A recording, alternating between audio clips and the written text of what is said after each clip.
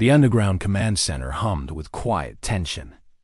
Screens showed data streaming in from every corner of Earth's space defense network. Ambassador Daniel Harris stood before a large conference table, his hands flat on the cold surface. His face was hard and serious.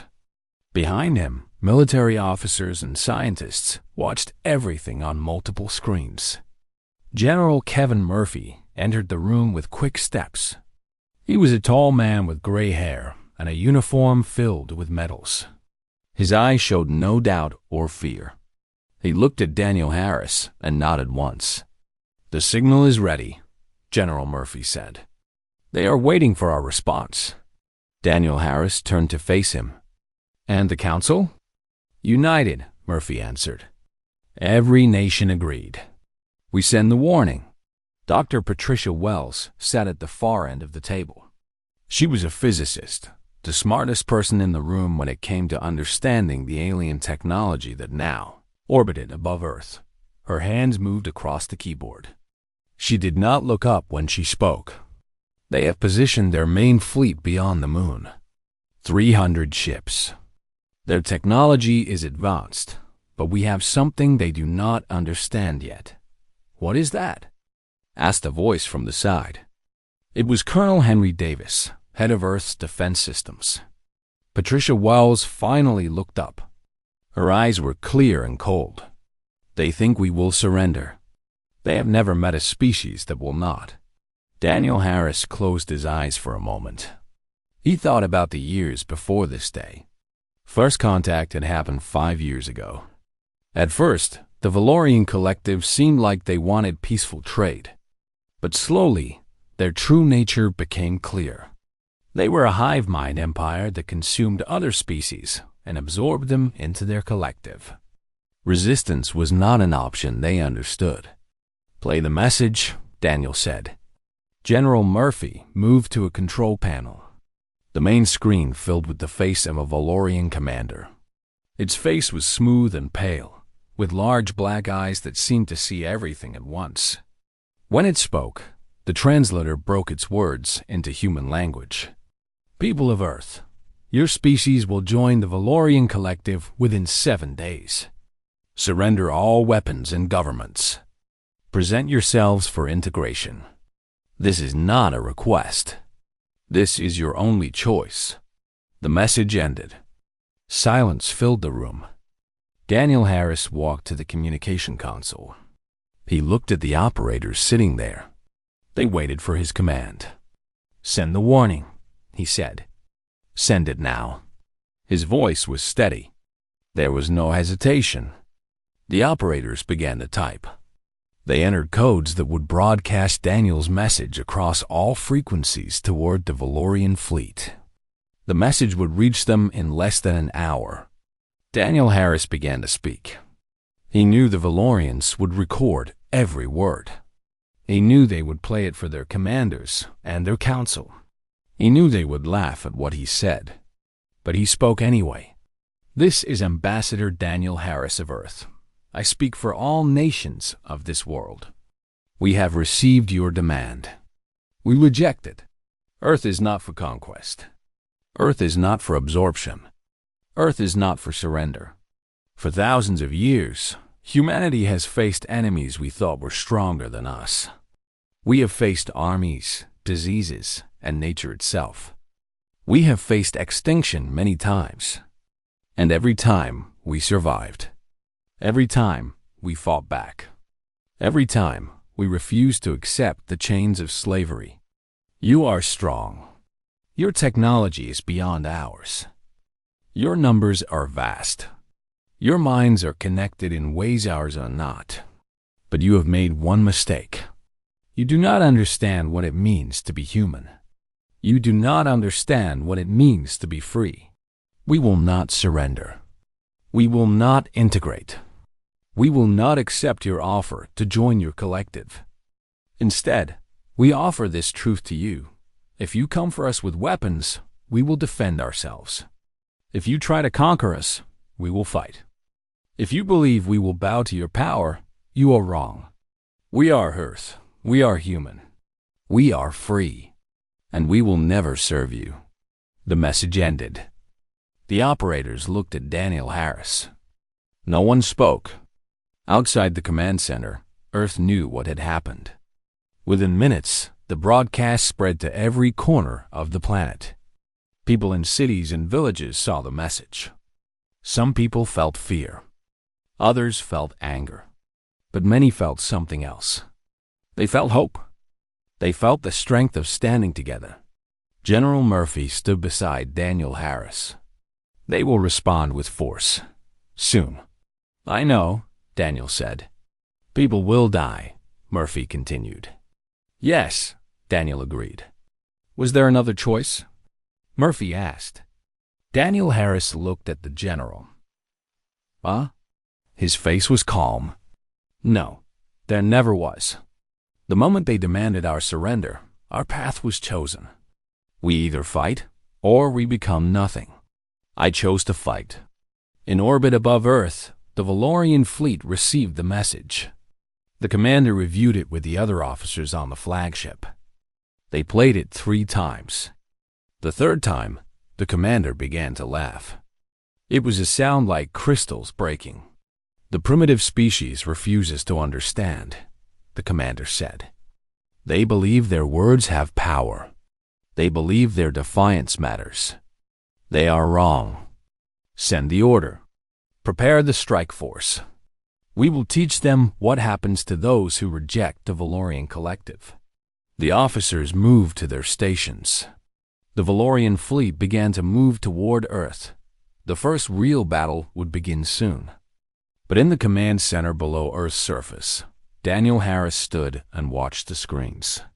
He watched the Valorian ships moving into position. He watched the weapon systems warming up. He watched everything that was coming. He thought about the warning. The warning had been sent. Now humanity would find out if their strength was enough to survive. General Murphy put a hand on his shoulder. Rest while you can. The war starts soon. Daniel Harris did not rest. He could not rest. He stood there all through the night and watched the enemy prepare to attack. He watched Earth's fate hanging in the balance. And he wondered if the choice he had made was the right one. But it was too late for doubt now. The die was cast. Humanity had drawn its line in the sand, and there was no going back. The warning was sent. The Empire would learn what it meant to ignore Earth. Commander Anthony Foster sat in the control room of the Orbital Defense Station. His hands were steady as he watched the Valorian fleet approach. The screen showed the distance decreasing with every second. 20,000 kilometers. 15,000. 10,000. The station was named Columbia, and it hung above Earth like a steel guardian. It held 300 soldiers, weapon systems that humanity had built in secret for 30 years. And one thing that the Valorian collective did not expect: humans who were willing to die. All stations report ready, said Major Susan Cole, standing beside Foster. She was his second in command. Her voice was flat and professional, but Foster could see the tension in her jaw. Weapons locked? Foster asked. All weapons locked on the main strike force. They sent 6 ships. 2 battle cruisers, 4 support vessels.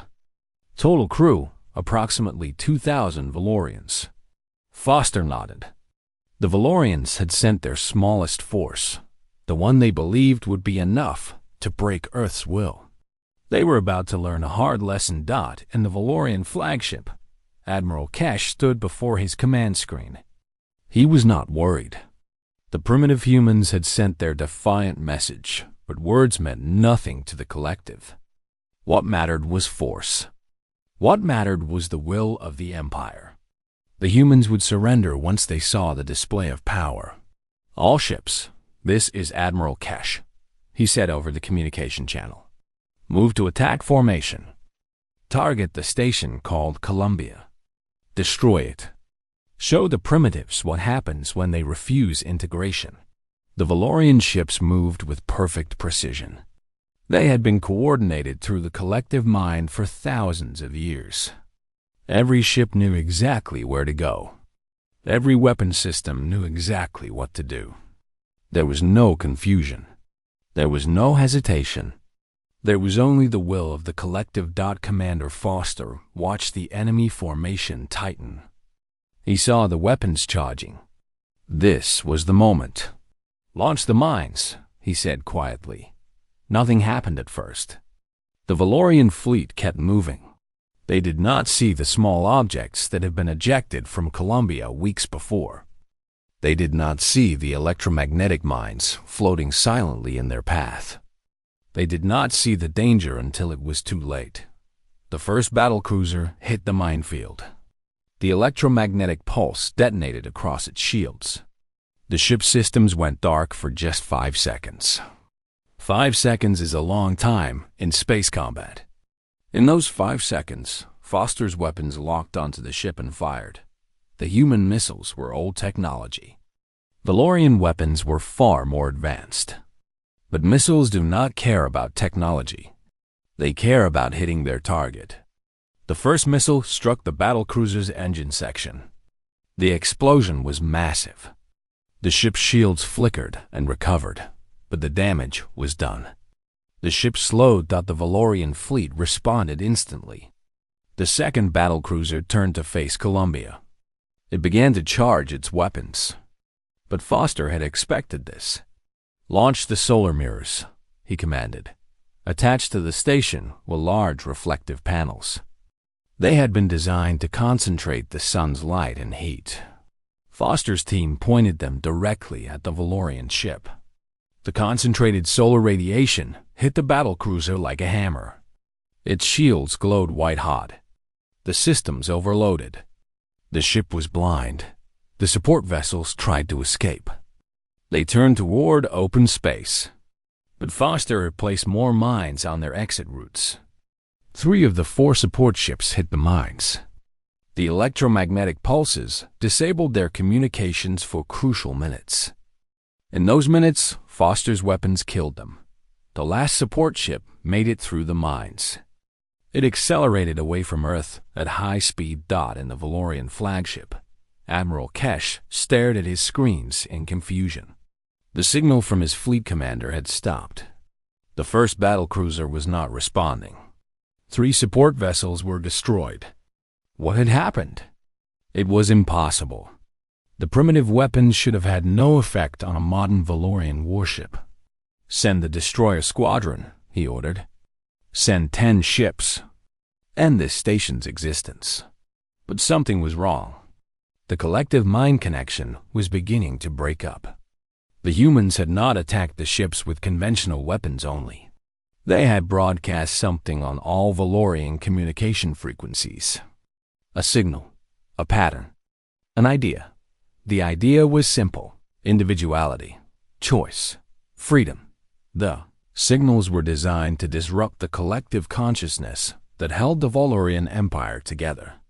It was not a weapon the Valorians had ever encountered. How do you defend against an idea? How do you shield a hive mind against the concept of being alone? In Columbia's command room, Margaret Sullivan controlled the signal. She was a defense strategist, one of the best minds on Earth. She had studied the Valorians for 5 years. She knew that their greatest strength was also their greatest weakness. They were all one mind, one consciousness. That meant that if you could introduce doubt into that mind, the entire empire would feel it. The signal was working.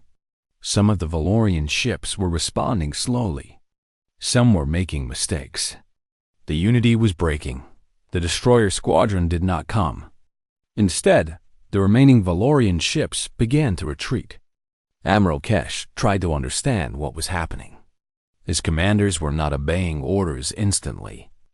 They were hesitating. They were thinking as individuals for the first time in their existence. The fear was spreading through the collective. Commander Foster watched the Valorian fleet pull back to a safe distance. His first battle was not a victory yet, but it was not a defeat. Columbia still stood. Most of his people were still alive. "Damage report," he said. "Section 7 is compromised. 3 soldiers dead. 12 wounded. All major weapon systems still functional. The station can fight again, Susan Cole reported. Foster looked at the damaged sections on his screen.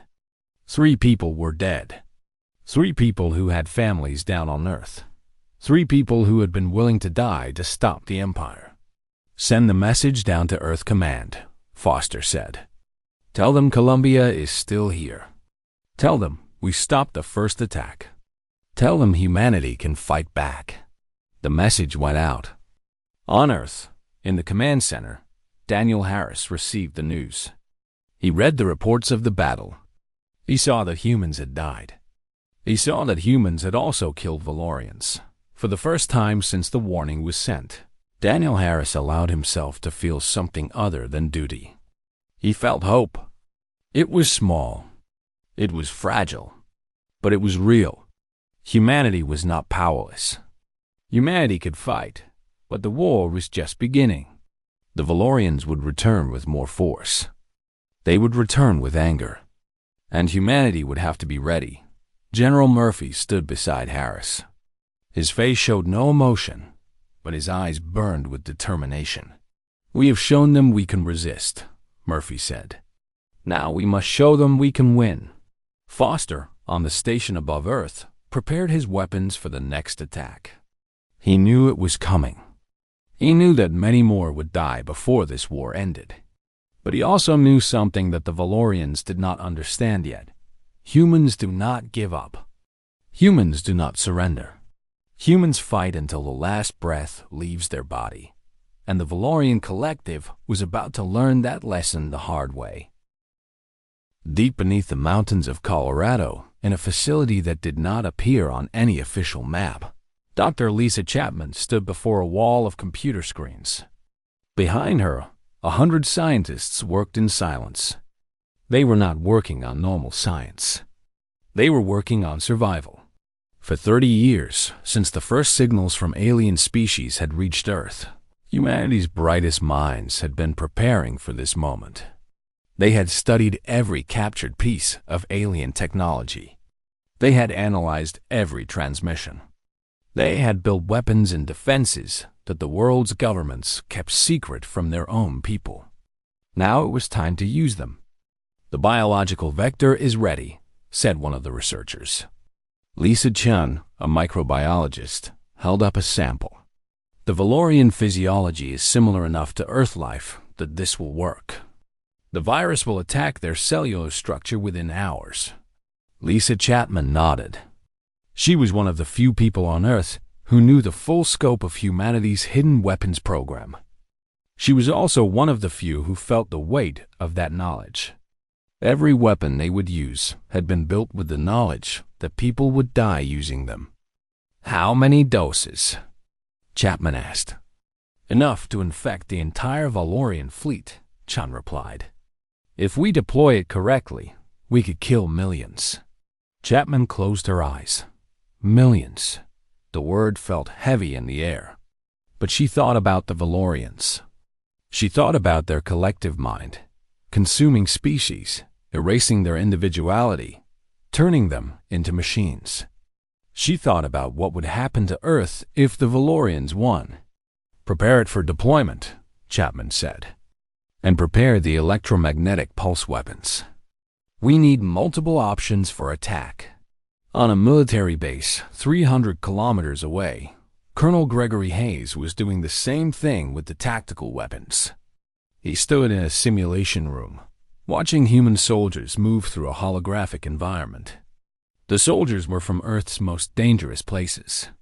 They came from mountains and deserts. They came from jungles and tundra. They came from Earth itself, which was a far harsher world than any the Valorians had ever conquered. Run Scenario 7, Hayes commanded. The hologram changed. Suddenly, the human soldiers were facing Valorian troops in zero gravity. The Valorians were strong. They moved with perfect precision. But the humans moved differently. They adapted. They improvised. They used the environment in ways the Valorians did not expect. One human soldier grabbed a piece of debris and threw it at the enemy. It was a simple tactic, almost primitive. But in zero gravity, that debris became a weapon. It struck a Valorian and knocked him off balance. The human used that moment to strike with a blade made from titanium. The simulation ended. The human team won. Hayes watched his soldiers stand in the observation room. Their eyes showed something that no Valorian possessed: the will to survive through any means necessary. The Valorians were soldiers created by a hive mind. They followed orders. They were perfect tools of the collective. But they had never had to think for themselves. They had never had to adapt to true chaos. "These soldiers will be the first wave," Hayes said to his team. "They will strike at the Valorian fleet. Their mission is to disable the communication systems on the main command ship. Without that connection, the collective mind will break apart. When that happens, the Valorians will experience something they have never experienced before: confusion, fear, individuality." One of the officers, Captain Anna Roosevelt, stepped forward. "And when the fear spreads, sir?" "When they realize they are thinking as individuals for the first time." Hayes smiled a cold smile.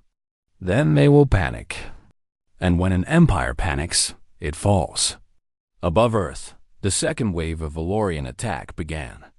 But this time, they came prepared. They had learned from the first attack. They came with more ships. They came with better tactics. They came with the confidence that the Empire always had. What they did not know was that Earth was ready. The first electromagnetic pulse weapon fired from Columbia. It was not a simple weapon like before. It was a cascade pulse designed to hit multiple ships at once. It struck the Valorian formation like a wave. Shields flickered. Systems went down across the entire fleet. At the exact moment of that electromagnetic pulse, Dr. Lisa Chapman activated the biological weapons. Drones had been positioned around the Valorian ships. When Chapman gave the command, they released the virus into the Valorian fleet's oxygen systems. On the main Valorian flagship, Admiral Cash felt something change. The connection to the fleet was breaking. Not just breaking, but fragmenting. He could still sense the other commanders, but they were becoming separate, individual. The collective mind was being disrupted. Then something worse happened. He felt the virus in the air. He could feel it attacking his cells. Around him, other Valorians began to cough. They began to show signs of sickness. The biological attack was working. Colonel Hayes launched his strike team. Human soldiers in advanced combat suits rocketed toward the Valorian command ship. They were fast and silent. The Valorians, confused by the virus and the disrupted communications, did not respond quickly enough. The human soldiers hit the ship's exterior and cut their way inside. It was brutal and direct. There was no mercy in it, because the Valorians had asked for none. The human soldiers moved through the ship like ghosts. They killed Valorian soldiers who tried to stop them. They reached the communication center and destroyed every system inside. When the humans left the ship, the Valorian fleet was completely disconnected from its command structure. For the first time in thousands of years, individual Valorians had to make decisions without the hive mind telling them what to do. It was chaos. Some ships tried to regroup. Some tried to retreat. Some tried to continue attacking Earth. But without coordination, their attacks were weak and disorganized. Commander Foster's team took advantage of the confusion. They launched wave after wave of attacks. The Valorian fleet, broken and confused, fell back. But something unexpected happened. One Valorian ship did not retreat with the others. Instead, it broadcast a signal of surrender. Inside that ship was a Valorian science officer named Celis. She had felt the virus in her cells. She had felt the fear of individuality. And instead of running away, she made a choice. She reached out to the humans. She offered information. She offered knowledge. She wanted to understand what had happened to her. She wanted to know what it felt like to think for yourself. The human commanders were shocked. Never before had a Valorian chosen to join humanity. But Celis was different. She had tasted individuality, and she wanted more. Ambassador Harris made the decision to accept her offer. Celis was brought down to Earth under guard. She was placed in a secure facility. But she was not treated as a prisoner. She was treated as something humanity had never had before, a window into the Valorian mind. Celis began to tell humanity everything. She told them about the collective structure. She told them about its weaknesses. She told them about the fear that was spreading through the Empire now. Fear that other Valorians would also discover that being an individual was not a curse. It was a gift. Dr. Chapman watched the recordings of Celis's interrogation. She saw a being that had been part of a hive mind learning to be separate for the first time. She saw the terror in Celis's eyes. She also saw the wonder. She's going to help us win this war, Chapman told her team. Not because we forced her, but because she chose to. And that choice is something the Valorian collective cannot understand. Colonel Hayes received new orders. The next attack would be different. It would not just be a military attack. It would be a psychological attack. It would show the Valorian fleet that one of their own had chosen humanity. It would prove that the collective was not unbreakable. It would prove that individual thought was stronger than a hive mind. The war was changing. It was no longer just about weapons and ships. It was about ideas. It was about the choice between being a slave to the collective or being free to think for yourself. And Earth was winning that war. Captain James Lincoln stood on the flight deck of the assault ship Falcon. Below him, his team was loading weapons and supplies onto combat pods. Each pod could hold 6 soldiers and enough equipment to complete a suicide mission. Lincoln did not call them suicide missions. He called them necessary sacrifices. But in his heart, he knew the difference. The plan was bold. The plan was dangerous. The plan would likely kill most of the soldiers who attempted it. But it was the only way to end this war. All teams report ready, said Lieutenant Mark Hudson, Lincoln's second in command. Hudson was a big man with scars on his face from a previous combat operation. He had volunteered for this mission before Lincoln had even asked. "Load the broadcast equipment," Lincoln said. "Everything we talked about. Every face. Every voice. Every story from Earth. I want them to see what we are." The equipment was lowered into the pods. It was a camera system, a computer, and a transmitter powerful enough to reach the Valorian home world millions of kilometers away. It was not a weapon, but it would be more dangerous than any weapon that Earth possessed. On Earth, Dr. Patricia Wells sat in the command center beside Daniel Harris. They watched the final preparations for the assault. Harris was older now. The stress of the war had aged him, but his eyes were still clear and focused. "This is too dangerous," Wells said. "We can send the broadcast without risking the soldiers." "No," Harris replied. "We cannot. The Valorians will block any transmission from Earth itself. But if we broadcast from inside one of their own repair stations, they cannot block it without destroying their own facility. And they will not destroy it. Not when they understand what we are sending them." Wells understood the logic, but she did not like it. She did not like sending young people to almost certain death. But she also knew that this was the only way to reach the Valorians at the psychological level where the war was really being fought. Captain Lincoln led his team toward the assault pods. He had selected 40 soldiers for this mission. 40 soldiers for one repair station. The math was simple. Most of them would not come home. As he walked, a young soldier approached him. Her name was Corporal Maria Santos. She was only 22 years old, but she had already seen more combat than some people saw in their entire lives.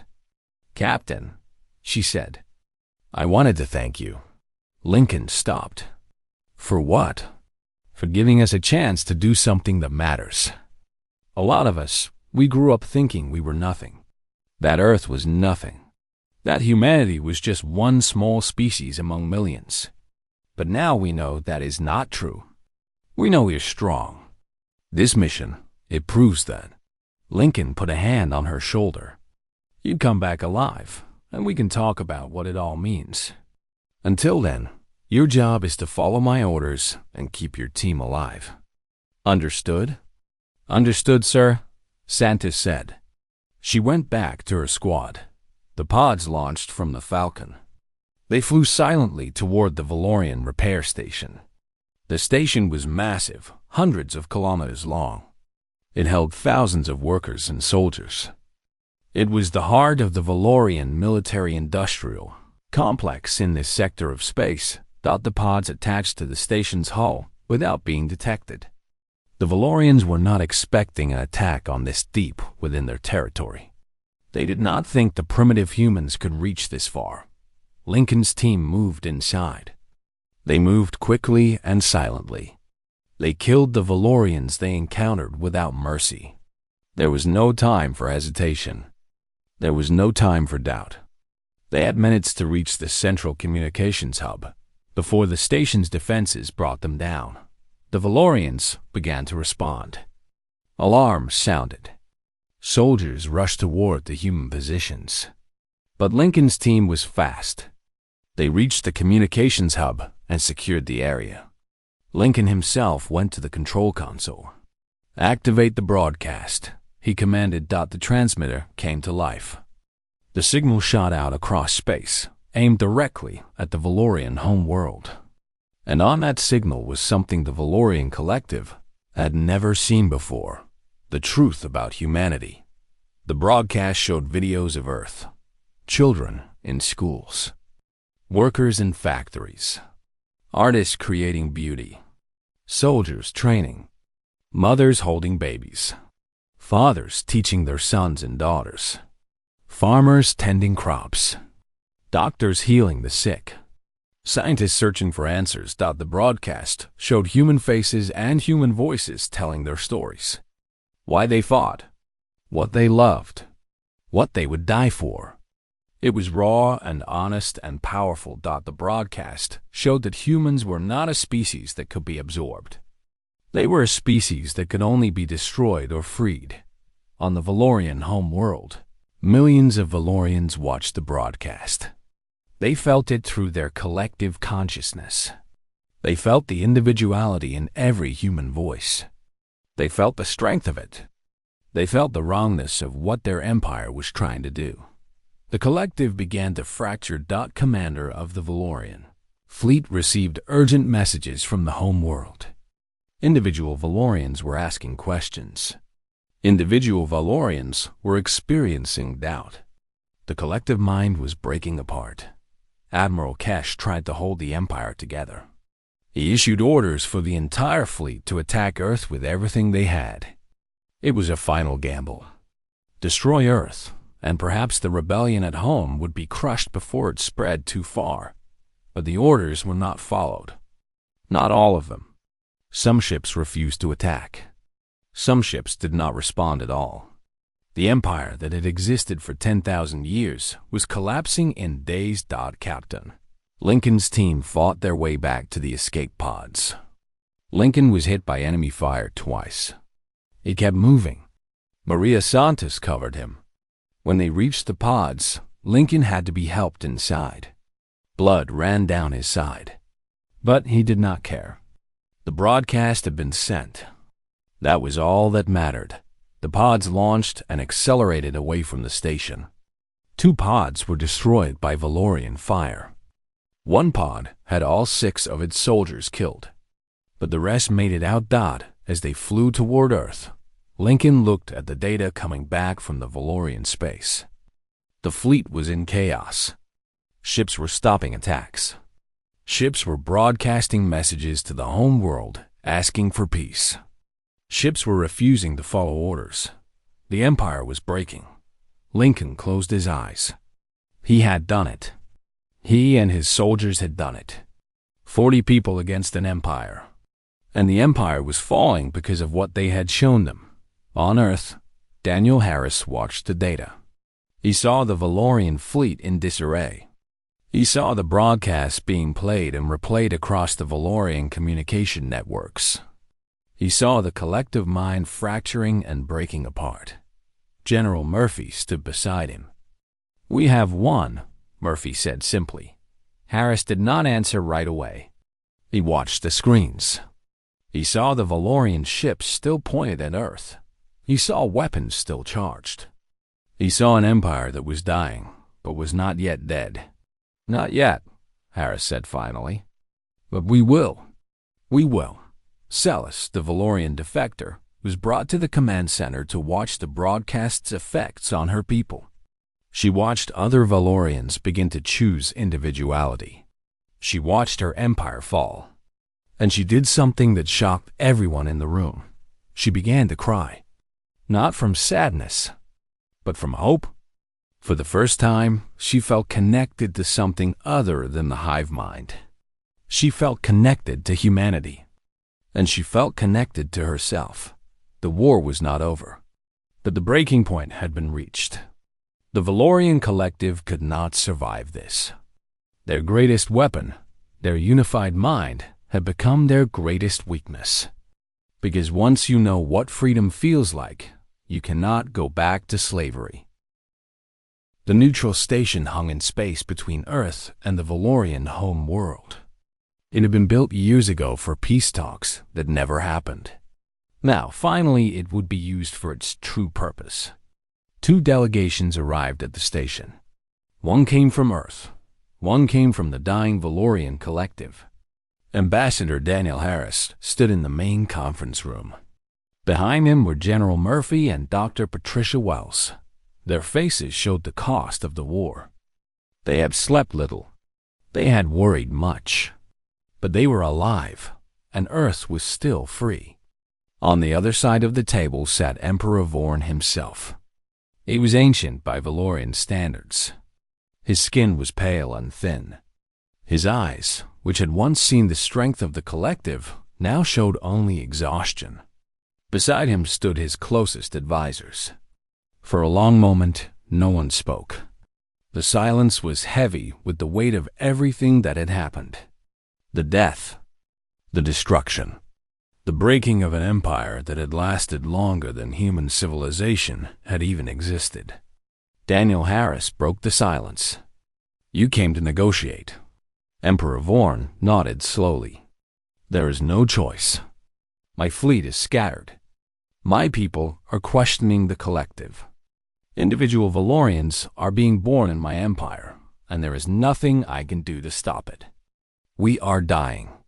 "Yes," Harris said simply. "You are. Then why do you invite me here?" Vorn asked. "Why not simply destroy the last of our ships and end this empire completely?" Harris leaned forward. "Because destroying an empire is not the same as ending the suffering. I have another offer for you." Vorn's eyes narrowed. What offer could humanity make to a dying empire? Harris stood. He walked to the large window that looked out into space. Earth was visible as a blue and green sphere. The Valorian homeworld was a distant pale dot. "Your collective mind is based on control," Harris began. "On unity, on the suppression of the individual. For thousands of years, that system worked for you. It made you strong. It made you powerful. But it also made you weak. Because a hive mind cannot adapt. It cannot create. It cannot truly think. It can only follow orders. Your point?" Vorn asked. "My point is this," Harris said, turning back to face him. "What if there was another way? What if your people could keep their strength, but gain the ability to think as individuals? What if they could experience what we experience?" "That is impossible," Vorn said. "Our physiology is different. Our minds are built for connection." "Your minds are built for connection," Harris agreed. "But they are not built for forced servitude. They are not built for the rejection of individual choice. You have proven that in the last weeks. Your soldiers are thinking for themselves. Your scientists are questioning your government.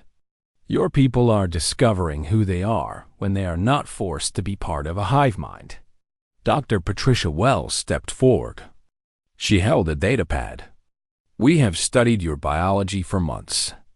We have learned how the collective consciousness works.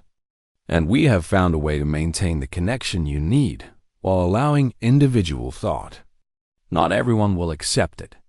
Some of your people will still prefer the old way, but many will want to change. We can help them change. Vaughn looked at the datapad. His mind, even still connected to the fading collective, began to understand what was being offered. A transformation. A way to keep his people from being destroyed. A way to keep his civilization alive, but fundamentally different from what it had always been. And what would you require in return? Vaughn asked. Harris smiled slightly. Your surrender, your cooperation, and your commitment to never conquer another species.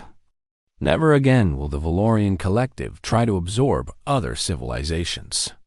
You will become something new, something that learns to live alongside other species, not as masters, not as a hive, but as individuals who choose cooperation. That is a price higher than any military defeat, Vaughn said quietly. Yes, Harris agreed. It is. Because what I am asking you to surrender is not your lives. It is your entire way of being. I am asking you to kill your empire and be reborn as something else. The room was silent again. Emperor Vaughn closed his eyes. Harris could see the struggle on the ancient Valorian's face. For thousands of years, Vaughn's people had been the collective. To stop being the collective was to stop being Valorian in the way Vaughn understood it. My people will never accept this, Vaughn said. Some will not, Harris acknowledged. But some will. The young Valorians, the ones who have experienced individuality, they will want more of it. The soldiers who have learned to think for themselves, they will not go back to slavery. You can try to force them, but you will lose. Or you can accept my offer and let them choose. Some will accept the change. Some will not. But at least you give them the choice. Celis entered the room then. She walked directly to Emperor Vaughn. It was a gesture of defiance and honor at the same time. She bowed to him, which shocked everyone in the room. A defector does not bow to her empire's leader. I have chosen to be myself, Celis said. And I have discovered that being myself is more beautiful than being part of the collective ever was. Ambassador Harris is right. Your people need this choice. Emperor Vaughn looked at Celis. He looked at this soldier who had left his empire. He looked at this individual who had chosen freedom. And something broke inside the ancient Valorian. If I accept this offer, Vaughn said slowly, what happens to me? I have been the collective for 10,000 years. I do not know how to be anything else. Harris's expression softened. You become a leader. You become a guide to your people through this transformation. You become one of the architects of a new Valorian civilization. And you live. Your empire ends, but your people survive. Your people transform. They discover who they really are when they are free to choose. It took Emperor Vaughn a long moment to answer. Very well. I accept your offer. I will guide my people toward this transformation. The peace was not signed that day, but the agreement was made. The Valorian collective would begin a transformation like nothing they had ever known. Refugees from the Valorian fleet began to land on Earth. Some were soldiers. Some were scientists. Some were workers. Some were families with children who had never known anything but the collective mind. They came to Earth to learn what it meant to be an individual. Dr. Patricia Wells began the integration program immediately. She taught Valorians about human culture, about art, about music, about the joy of making choices that were not made for you by a hive mind. General Murphy worked with the Valorian soldiers. He showed them how to be warriors without being slaves to a command structure. He showed them how to fight for something you choose to fight for, rather than something you are ordered to fight for. And Daniel Harris spent time with Emperor Vorn. They talked about leadership, about the cost of change, about the weight of guiding a civilization through transformation. One night, as they looked out at space together, Vorn asked Harris a question. "Do you think my people will survive this? Do you think we will adapt?" Harris thought about the question carefully. "Yes, I think you will survive. Not as the collective. That empire is dead. But as something new, something that has the strength of unity, but the freedom of individuality. Your people will be stronger for the change, because they will have chosen it. And if they reject it," Vorn asked, "what if the change fails?" "Then they fail as individuals," Harris said. "And that is better than succeeding as slaves." Emperor Vorn nodded. He understood now. He understood what humanity had been trying to teach him from the beginning. Freedom was worth more than empire. Choice was worth more than power. Being yourself was worth more than being part of something larger than yourself. The war was over. But the real battle was just beginning. The battle to transform a civilization. The battle to teach an alien species what it meant to be free. The battle to prove that even the greatest empires could change if they chose to. And in the end, that was the greatest victory of all.